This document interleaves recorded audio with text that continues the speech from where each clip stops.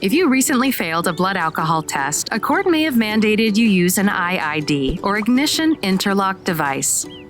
You might be worried about how much an ignition interlock will cost. Fortunately, an ignition interlock is very affordable. An IID typically costs between $60 and $90 per month, depending on the model of device your state law requires. That's about $2.50 a day, less than the price of a cup of coffee. And Intoxalock offers flexible lease payment with either bi-weekly or monthly payment options. In addition to your monthly lease, there's a one-time installation cost ranging from $70 to $150 depending on your car. Looking to save? Talk to an Intoxalock agent to learn about our promotional offers and financial assistance options. Intoxalock has state ignition interlock specialists available 24/7 to answer your questions about your state requirements and provide you with a personalized quote.